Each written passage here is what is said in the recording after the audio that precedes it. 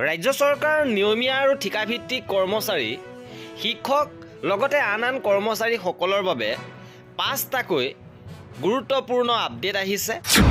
ৰাজ্যৰ প্ৰতিজন কৰ্মচাৰীৰ বাবে এই 5টা গুৰুত্বপূৰ্ণ খবৰ লৈ আহিছোঁ। সবিশেষ জানিবৰ বাবে ভিডিঅ'টো প্ৰথমৰ পৰা শেষলৈকে চাই থাকিব। জনাব বিচাৰিছোঁ আজি প্ৰথমটো গুৰুত্বপূৰ্ণ খবৰ। মুখ্যমন্ত্ৰীৰ নিৰ্দেশনাকো অমান্য কৰিছে একাংশ বিষয়া কৰ্মচাৰীয়ে। শেহতীয়াভাৱে মুখ্যমন্ত্ৰীয়ে নিৰ্দেশ দিছিলে যে অকৰ্তৃত্বশীলভাৱে সংলগ্ন হৈ থকা কৰ্মচাৰীক পূৰ্ব স্থানলৈ ঘূৰি যাবলৈ নিৰ্দেশ দিছিল। আৰু মুখ্যমন্ত্ৰীৰ নিৰ্দেশৰ পাছতে বিভাগে এই সম্পৰ্ক নিৰ্দেশনা জাৰি কৰিছে। ইয়াৰ পাছত জিলাই জিলাই কৰ্মচাৰীসকলক নিজৰ স্থানলৈ ঘূৰি যাবলৈ নিৰ্দেশনা প্ৰেৰণ কৰা হৈছে। আৰু সেই অনুসাৰে বহু সংখ্যক কৰ্মচাৰীয়ে ইতিমধ্যে নিজৰ স্থানত গৈ যোগদান কৰিছে। কিন্তু একাংশ কৰ্মচাৰীয়ে আকুৰ্গু স্থিতিত এতিয়াও এটেচমেণ্ট হৈ থকা স্থানতে কৰ্মৰত হৈ আছে। আৰু এইসকল কৰ্মচাৰীক লৈ কেনেধৰণৰ ব্যৱস্থা গ্ৰহণ কৰে সেয়া হ'ব লক্ষণীয়। ইপিনে আজিৰ দ্বিতীয়টো গুৰুত্বপূৰ্ণ খবৰ জনাব বিচাৰিছোঁ। চাফাই কৰ্মচাৰীৰ সমস্যাৱলী মানৱীয় দৃষ্টিকোণেৰে বিবেচনা কৰিবলৈ আহ্বান। ৰাষ্ট্ৰীয় চাফাই কৰ্মচাৰী আয়োগৰ উপাধ্যক্ষ তিনিচুকীয়া দুলীয়াজানত আহিছে আৰু গুৰুত্বপূৰ্ণ বৈঠক অনুষ্ঠিত হৈছে, সভা অনুষ্ঠিত হৈছে। আৰু ইয়াতে চাফাই কৰ্মচাৰীসকলৰ বিভিন্ন সমস্যাৰ আজি আলোচনা হৈছে।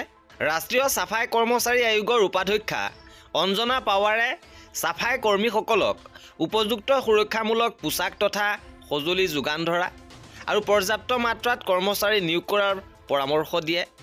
লগতে কৰ্মীসকলৰ সমস্যাৱলী মানৱীয় দৃষ্টিকোণেৰে বিবেচনা কৰি সমাধানৰ বাবে অনুৰোধ জনায়।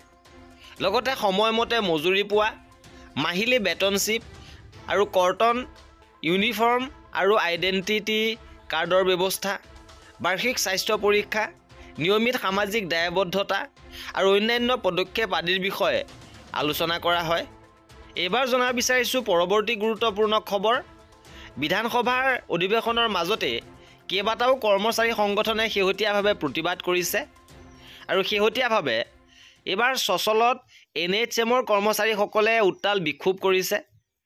বিশেষ নিযুক্তি প্ৰক্ৰিয়াৰে স্থায়ী পদত মকৰল, পে স্কেল ব্যৱস্থা প্ৰৱৰ্তন আদিকে ধৰি কেইবাটাও দাবীৰ সমৰ্থনেৰে উত্তাল বিক্ষোভ সাব্যস্ত কৰে এইবাৰ NHMৰ সহস্ৰাধিক কৰ্মচাৰীয়ে।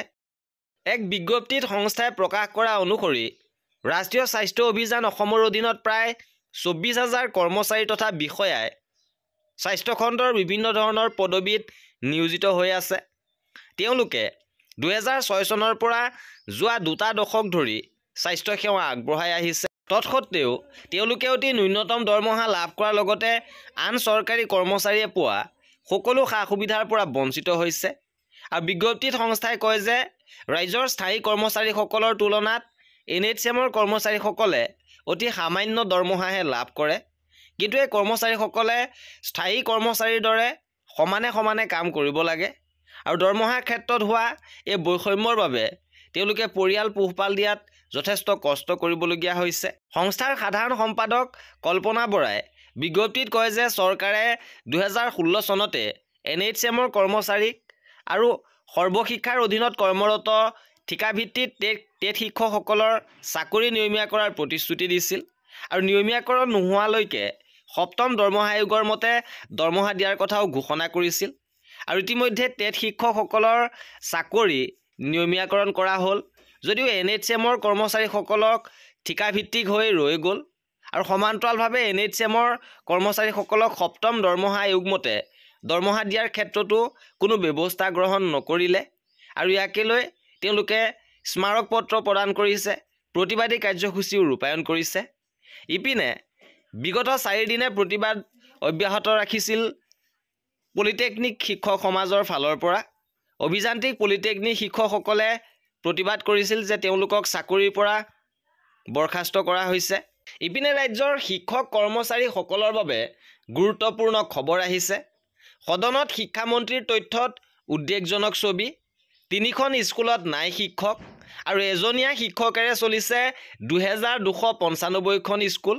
বিধায়ক অখিল গগৈৰ এক প্ৰশ্নত শিক্ষামন্ত্ৰী ডক্টৰ ৰণোজ পেগুৱে সদৰি কৰে যে 5 শ্ৰেণীযুক্ত বিদ্যালয়ত 5জনীয়া শিক্ষকৰ প্ৰধান শিক্ষকৰ বাদ দি প্ৰাথমিক বিদ্যালয়ৰ মুঠ সংখ্যা হৈছে 2270খন আৰু 6টা শ্ৰেণীযুক্ত বিদ্যালয় 6জনীয়া শিক্ষক প্ৰধান শিক্ষকক বাদ দি প্ৰাথমিক বিদ্যালয়ৰ মুঠ সংখ্যা হৈছে 1399খন আৰু শ্ৰেণী অনুসৰি পৃথক পৃথক কোঠা থকা মুঠ বিদ্যালয় হৈছে 12122খন আৰু পৃথক কোঠা নথকা বিদ্যালয়ৰ সংখ্যা হৈছে 21961খন স্থায়ী প্ৰধান শিক্ষক নোহোৱা বিদ্যালয়ৰ সংখ্যা 7014খন খালী হৈ থকা শিক্ষক পদৰ প্ৰসংগত শিক্ষামন্ত্ৰী ডাক্তৰ পেগুৱে কয় যে ৰাজ্যখনৰ উচ্চ প্ৰাথমিক বিদ্যালয়ত 571টা বিজ্ঞান শিক্ষকৰ পদ 526টা হিন্দী শিক্ষকৰ পদ খালী হৈ আছে আৰু সাধাৰণ এলেকাৰ উচ্চ মাধ্যমিক বিদ্যালয়ত 4368টা বিজ্ঞান শিক্ষকৰ পদ 5185টা কলা শিক্ষকৰ পদ আৰু 1004টা হিন্দী শিক্ষকৰ পদ খালী হৈ আছে সাধাৰণ এলেকাৰ উচ্চতৰ মাধ্যমিক বিদ্যালয়ত 71টা গণিত শিক্ষকৰ পদ 121টা ইংৰাজী শিক্ষকৰ পদ 13টা হিন্দী শিক্ষকৰ পদ খালী হৈ আছে ষষ্ঠ অনুসূচীৰ অধীনস্থ এলেকাত উচ্চ মাধ্যমিক বিদ্যালয়ত 317টা বিজ্ঞান শিক্ষকৰ পদ 322টা কলা শিক্ষকৰ 246টা হিন্দী শিক্ষকৰ পদ খালী হৈ আছে আৰু ষষ্ঠ অনুসূচীৰ অধীনস্থ এলেকাত উচ্চতৰ মাধ্যমিক বিদ্যালয়ত 39টা গণিত শিক্ষকৰ পদ 49টা ইংৰাজী শিক্ষক 58টা হিন্দী শিক্ষকৰ পদ খালী হৈ আছে সদনত মন্ত্ৰী ডাক্তৰ পেগুৱে কয় যে বৰ্তমান পাঠদান চলি থকা 56খন আদৰ্শ বিদ্যালয়ত আৰু নতুন বিত্তীয় বৰ্ষত স্থাপন হ'বলগীয়া 3খন নতুন আদৰ্শ বিদ্যালয়ত মুঠ 53গৰাকী স্নাতক বিজ্ঞান আৰু অংক শিক্ষক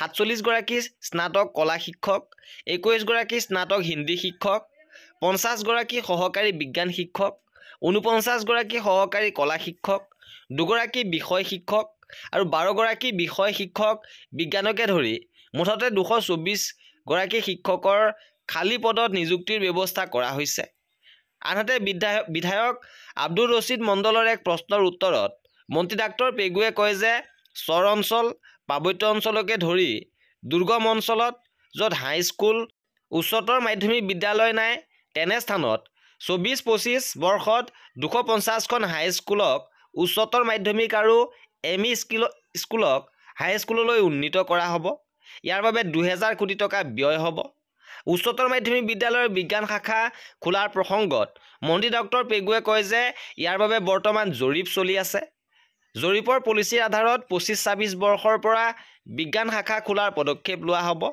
আৰু নতুনকৈ শিক্ষানুষ্ঠান প্ৰাধিকৰণৰ প্ৰসংগত মন্ত্ৰী ডক্টৰ পেগুৱে কয় যে ইয়াৰ বাবে এখন কেবিনেট উপসমিতি গঠন কৰা হৈছে কেবিনেট উপসমিতিৰ প্ৰতিবেদনৰ ওপৰত এই সিদ্ধান্ত লোৱা হ'ব আৰু এই আছিল আজিৰ ভিডিঅ'টোত কৰ্মচাৰী আৰু পেঞ্চনাৰৰ প্ৰতিটো আপডেট পাই থাকিবৰ বাবে আমাৰ চেনেলটো ছাবস্ক্ৰাইব কৰি ৰাখিব ভিডিঅ'টো শেষৰলৈকে চোৱাৰ বাবে বহুত ধন্যবাদ